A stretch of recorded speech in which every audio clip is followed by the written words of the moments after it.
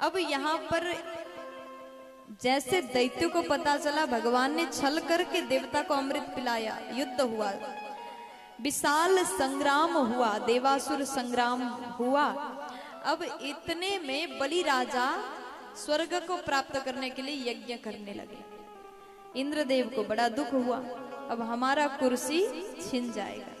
अब तुरंत अपने माँ के पास गए, पूरी बात बताया। मैया अदिति ने पयोव्रत किया है और भगवान ने दर्शन दिया, आप चिंता मत करिए, हम आपके घर में पुत्र बन के आएंगे। और जैसे मैया अदिति ने व्रत किया है तो भगवान ने दर्शन दिया। अब यहाँ पर साक्षात भगवान माँ अदिति के घर में बालक बन के वामन रूप में अवतार लेते हैं। बोलिए वामन भगवान की। भगवान वामन दिन के 12 बजे भाद्र शुक्ल द्वादशी के दिन में प्रकट हो गए। सबने भगवान को देखा, बड़े हर्षित भये, बड़ा आनंद हुआ। छोटे से भगवान, सबने कुछ न कुछ प्रदान किया। हाथ में कमंडलू और छत्र लेकर के भगवान को बलि राजा के यज्ञ में भेज दिया, जाकर के दान भिक्षा मांग के लाई। 3 पग जमीन मांगना, भगवान मांगने की भाव से गए हैं। राजा ने स्वागत किया, खूब अच्छे से सत्कार किया, भगवान से मांगने की निवेदन किया। तो भगवान बोले 3 पग जमीन दो। राजा बोले कुछ और ज्यादा मांगिए।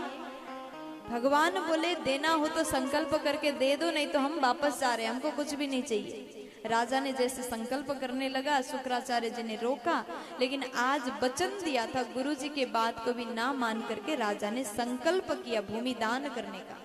जैसे संकल्प का जल भगवान के चरणों में छोड़ दिया, भगवान ने विराट रूप धारण किया। बोलिए विराट स्वरूप भगवान की जय।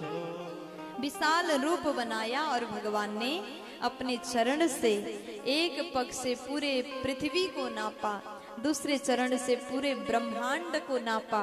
भगवान के चरण के अंगूठे से ब्रह्मांड ही फट गया, गंगा जी प्रकट हो गई। चरणों से निकली गंगा प्यारी, जिसने सारी दुनिया तारी। गंगा जी प्रकट हुए। बोलिए गंगा मैया की जय हो। तब श्री ब्रह्मा जी ने कमंडलू में गंगा जी को भर लिया है। उसके बाद में राजा बलि भगवान के सामने हाथ जोड़ के खड़े हैं। भगवान बोले राजन, आपने 3 पग देने का संकल्प किया था, अभी 2 ही पग हुआ, 1 पग जमीन कहाँ है?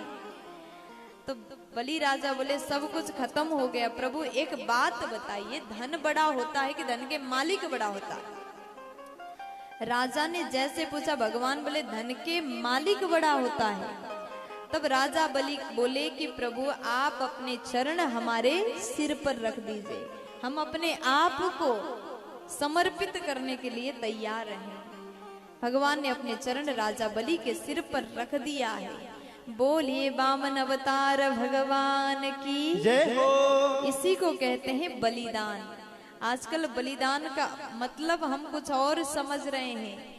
बलिदान का अर्थ है राजा बलि ने अपने आप को दान किया, यानी राजा बलि के समान दान को बलिदान कहा जाता है। स्वयं को समर्पित कर देना। प्यार से बोलो। और भगवान ने बलि से कहा कि स्वर्ग इंद्र को देते हैं, आप जाकर के पाताल में राज्य करिए। भगवान द्वारपाल बन के वहां गए हैं। इस प्रकार भगवान ने स्वर्ग इंद्र को प्रदान कराया।